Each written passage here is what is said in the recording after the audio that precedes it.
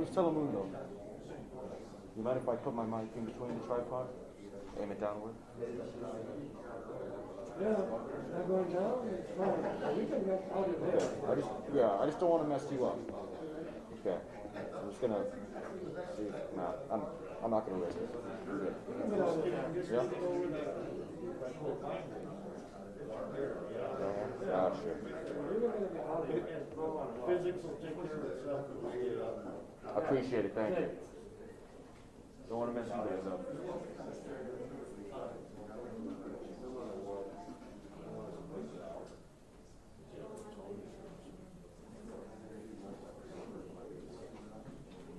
We're good on mic check. Let me do a mic check. Check. 1, 2, 1, 2. Chris John. I mean, we're obviously speeding, but it may be a turn. You hear me or see me? What's that, buddy?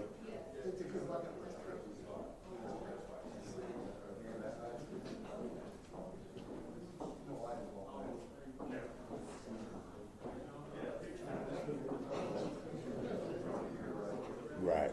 All right, cool. Well, anyway, Gary's speeding his camera. Keep in mind, we may have to break from the presser to go set up for his post availability. But anyway, just I'm sure Amy will be in touch. Thanks, buddy. All right, bye.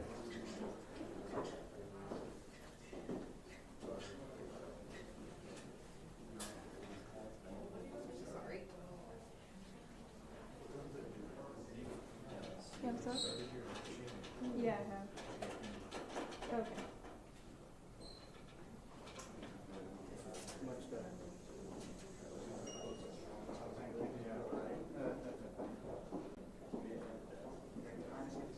Should I start again when you can talk?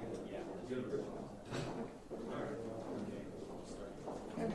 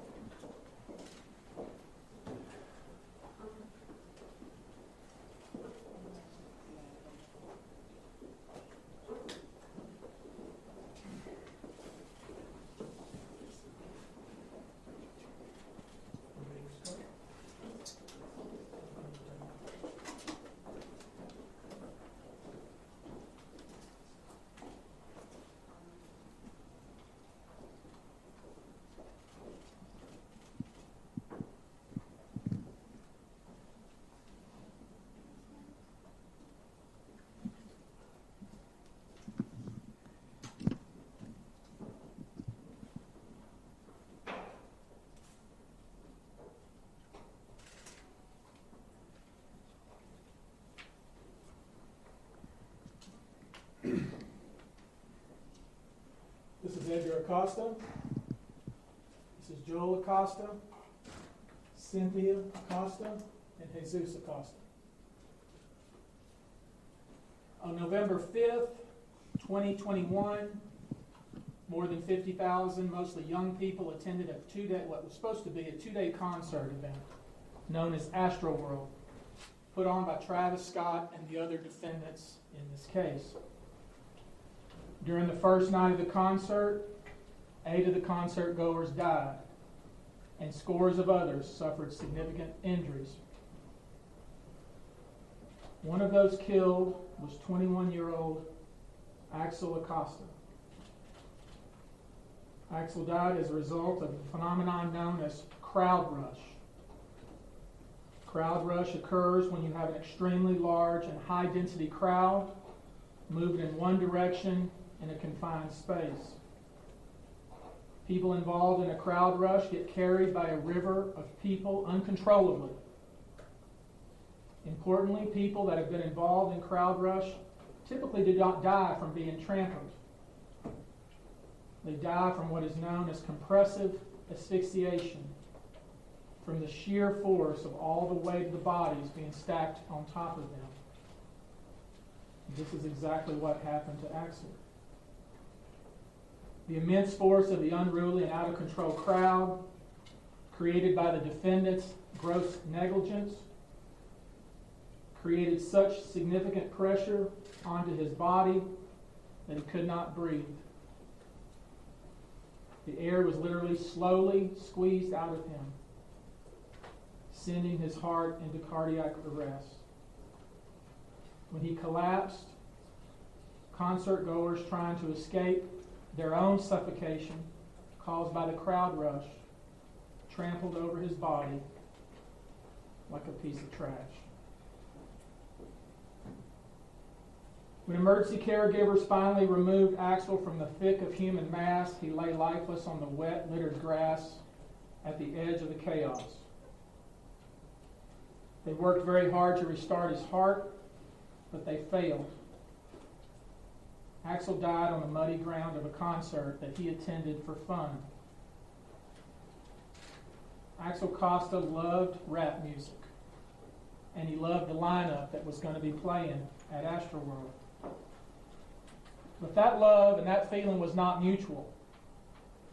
Certainly neither Travis Scott nor his handlers, entourage, managers, agents, hangers-on, promoters, organizers, or sponsors cared enough about Axel to make even a minimal effort to keep him and the others at the concert safe. This concert was intended for young people. We've seen that many of the people who attended were minors. I was thinking last night, my son went to Astroworld the first year it was held. Why wasn't my son crushed and killed? Perhaps the only reason was he decided not to go. I want everyone watching to know that this could have been your kid. This could have been your kid. We will be filing a lawsuit on behalf of 35 plaintiffs. That number is growing. Our phone is running off the hook. I think it's self-evident that this concert was planned incredibly poorly, that no regard was given to the safety of these young people at the concert, that there was no emergency response mechanism in place to help those who were in an extremist situation. There was not enough medical personnel, enough security personnel, and there were more people there than should have been there. The way the concert was set up, planned, organized, and the way things were handled once there was a problem, it boggles the mind. We'll be filing suit against the score more entities. These were the promoters, management. This is an entity that's been sued multiple times for this very thing. We will be suing Live Nation. Remember, it was Live Nation who in 2011 was sued because the stage collapsed and killed 7 people and injured 61 others. It was Live Nation who received a $101 million verdict against it for a concert employee being injured by a forklift. It was Live Nation who in 2013, concert attendees said they were run over, beaten, and assaulted during a stampede. It was Live Nation who put on a Gwen Stefani concert where a woman was injured during a mid-show stampede. And let me say to Live Nation, because we were involved in the concert that took place in Las Vegas where the many, many people were hurt, and Live Nation relied upon an arbitration clause on the back of a ticket. Do you really intend? Do you really believe that you can enforce an arbitration clause against minors, against people killed, against people who are still in the hospital? I think not. The case will also be brought against an entity called Contemporary Services Corp., who provided security. The case will be brought against Harris County Sports and Convention Corporation, the premises owner who worked with NRG, was supposed to provide security and make sure the facility was safe. I want to remind you that this is not the first instance where people were injured at concerts. There's a long history in the United States and in the world where individuals who came to a concert looking to have fun, looking to enjoy themselves, did not leave, or certainly did not leave still alive. One of the experts who's looked at the history of concert goers and the multiple events that have occurred has said the history of how the concerts are handled is a history of disinterest and greed. I think that's what we have here. And let's talk about Jock Webster II, otherwise known as Travis Scott. On August 2nd, 2015, Travis Scott was arrested in Chicago for disorderly conduct after encouraging fans to jump over security barricades during his performance at Lollapalooza.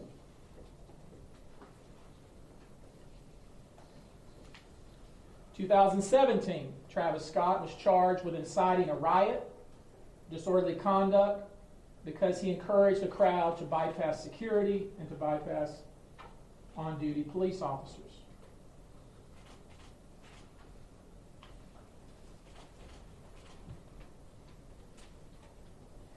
Let's take a little further look at Travis Scott and his antics.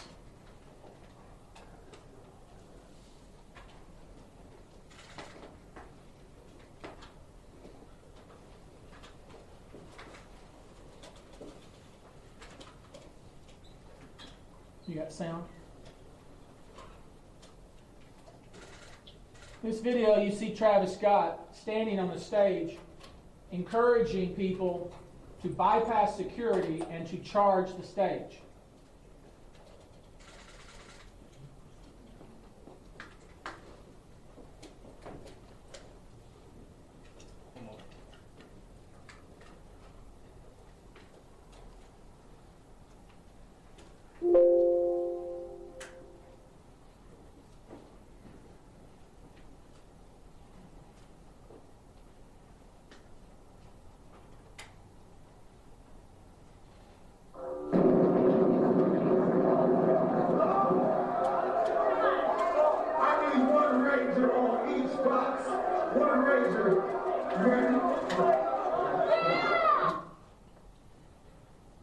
Times when Travis Scott specifically yelled into the crowd, asking them to bypass security, bypass the police personnel, and rush the stage.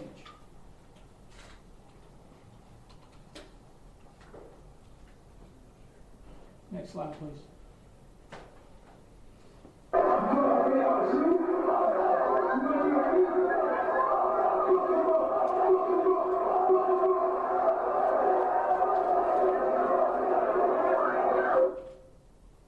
In that video, you saw Travis Scott, who was crowd surfing.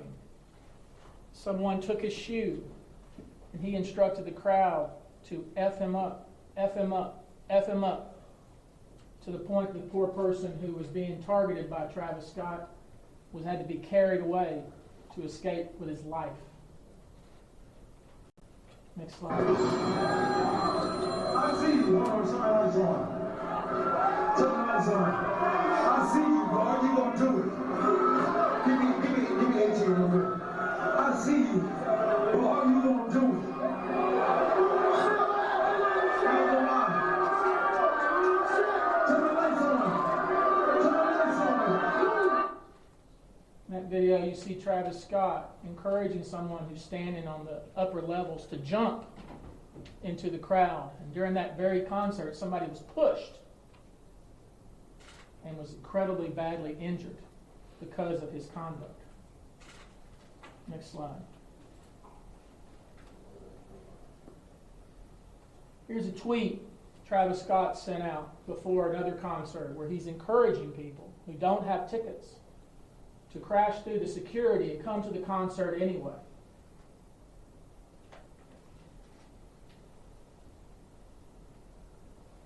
Next slide. I'm strong and we got enough to stretch. November come, won't you pop out at the fest? That's just a small snippet of the video to encourage concert goers to attend Astroworld. This was video from previous Astroworld concerts. It's utter chaos that's encouraged not only by Travis Scott, but by everybody involved in putting the concert on. Next slide. Now, this tweet was reported, and we haven't been able to confirm, and maybe you can, whether this tweet is legit. But here we have a tweet from the Houston Police Department where they acknowledge that the security at Astroworld concert was insufficient. And you'll also notice, if you go back and you look at Chief Fenner, some of the things that he put out in some of the interviews, where he talks about how many people he was going to have engaged in assisting with security at Astroworld and how that number changed based on when he was interviewed. I encourage you to look at that. And we also know that it's been reported by the New York Times that allegedly our police chief met with Travis Scott or Travis Scott's people, indicating concern about some of the things that have been said and things that have been done leading up to the concert. Next slide. And we know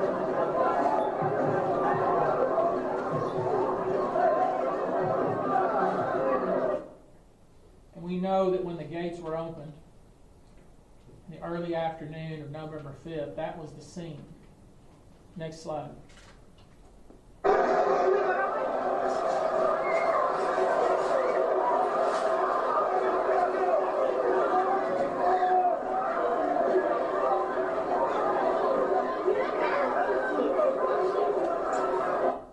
Now I ask you,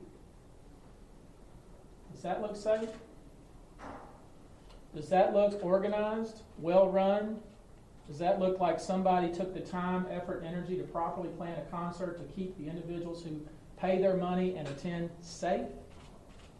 Or does that look like utter chaos? And if it was like that in the early afternoon,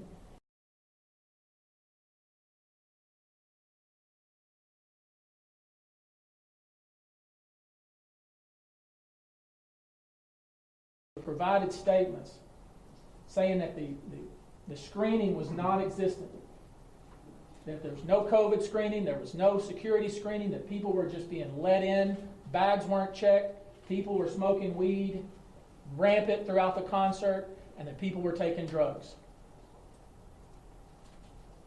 There was no management of that event whatsoever. It was pure and utter chaos. And had they told the people attending that that was going to be what it was like, most of them would not have attended.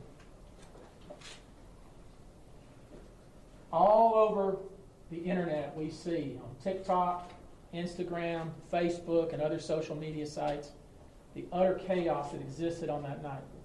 We see Travis Scott continuing to perform while EMTs and other first responders are trying to save people's lives. We know specifically with regard to Axel Acosta We know that the individuals trying to save his life did not have what they needed to save that young man's life. There weren't enough people to help him.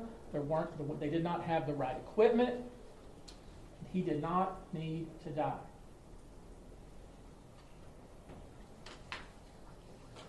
I'm not going to show all the various video that we've collected. It's all over the internet, but no one who sees that video would have wanted to be at that concert had they known that's what it was going to be like. And that brings me to Axel Acosta. He had just turned 21. He was incredibly good at computers. He had just transferred to a new university. He was going to school with his brother Joel. He comes from an extremely close family. His grandmother and grandfather are devastated, just as is his uncle and aunt, brother and father. This was needless. It was unnecessary and could have easily been prevented. We expect to file a lawsuit either today or tomorrow or the next couple of days. We want to make sure we get it right. We want to make sure that everybody is included that needs to be included. In this lawsuit, we intend to change the way concerts are put on, organized, promoted, and managed in the United States and in the world. It's our goal to make sure that this good, decent, solid young man did not die for nothing. I'm going to give you a couple of questions with Edgar. I told him that, as you can imagine, this is crushing for him. He has an appointment this afternoon with the funeral home to make arrangements so his son can go back home. Señora Acosta, Pedro Rojas de Univisión, ¿nos puede hablar en español y contarnos cómo se siente, cómo está impactado usted por lo que le ha pasado? Pues me siento devastado por la pérdida de mi hijo, pero como dice el abogado, esperemos que su vida cambie las cosas de cómo se hacen esos eventos, porque él vino a tener un rato agradable, tenía todas sus cosas preparadas para su regreso, muy responsable en la escuela,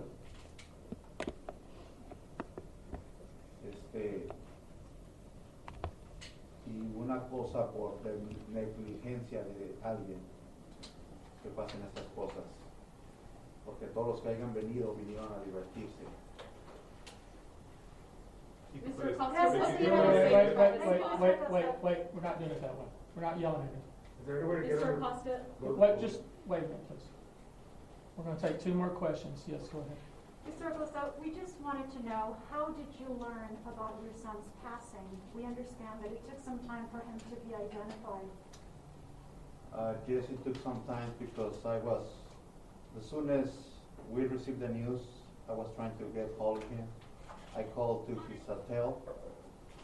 They told me that he didn't spend the night.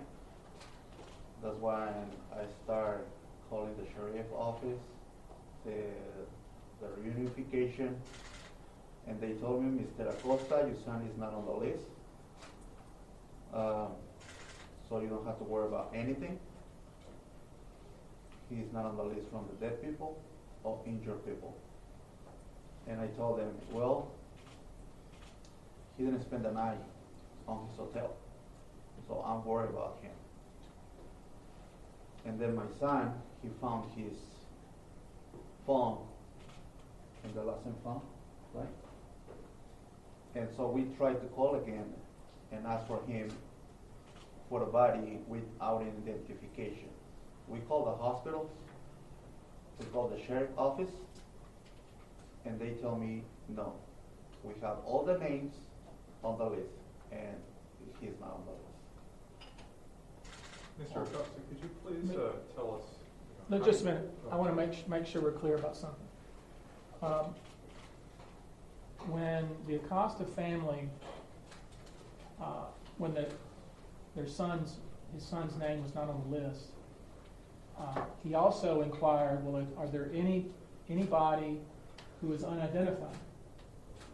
Because they figured out that Axel's phone was in lost and found, and Axel was not the kind of young man that didn't answer his phone or did not stay in touch with his brother or his dad. He stayed in touch with his brother and father.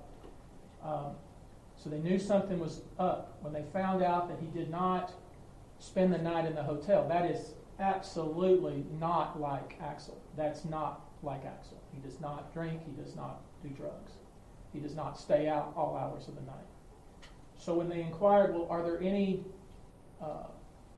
has anybody been recovered that you don't know who they are? And he was told no, that there wasn't. And it was only until they found the picture going around on the internet that they realized that a member of their family had died. So it wasn't just the fact that his son had died and his brother had died, but it's the way they found out about it was just horrific. We'll do one more question. Mr. Acosta, could you please tell us first what you hope to accomplish with this lawsuit, and what do you want the world to know about your son?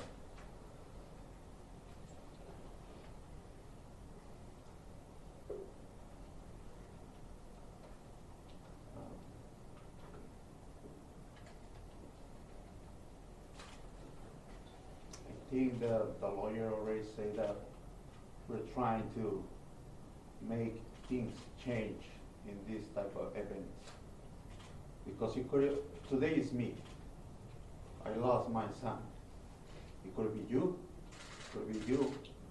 When you send your kid to have some fun, and because somebody else is not providing the right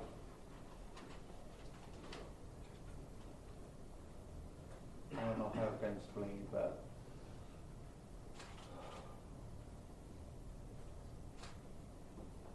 the right security, because it's not the first time that he's been in a big events, right? You can go to Disneyland and have fun. You can go to a baseball game and have fun, right? Because they have the right security, the right people. Some people assisting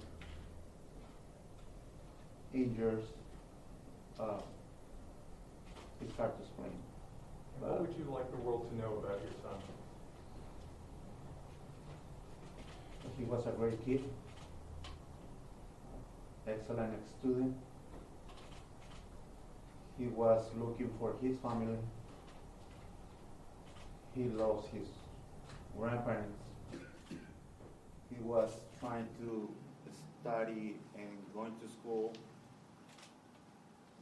to be, he was trying to be an engineer or computer programmer because he wanted to provide for his family.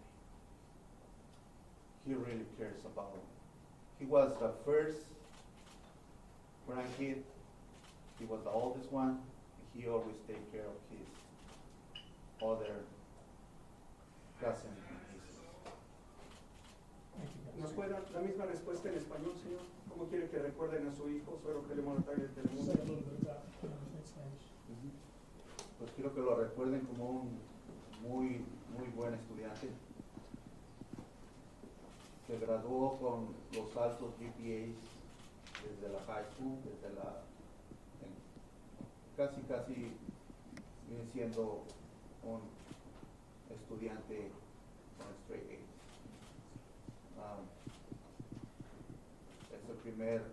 Fue el primer nieto, amaba a sus abuelos, veía por sus primos al ser el mayor, y un excelente hijo. What we're asking for those that watch this interview is if you have information, if you were at the concert and you have key information, or information at least that you believe is key, contact our office. We want to talk to you. We believe that the video on TikTok, on Instagram, on Facebook is going to be key to this case. And we ask that if you have such video, that you provide it to us. If you have information, provide it to us. We're easy to find. And you should also know that I think as we speak here, there is a hearing going on in court for a temporary restraining order to restrain the various entities that are being sued, to preserve all the evidence, and to make sure that Travis Scott preserve all of the texts and so forth on his telephone or telephones, and hopefully we will get that relief that we are seeking. And with that, that is all we're going to do today. Thank you. Will you give us the info on the TRO hearing? Is that happening now? It's happening right now. In which court? I think the ancillary judge is Judge Sandhill. Is it your There's a lot of different lawsuits. Okay. Thanks very much.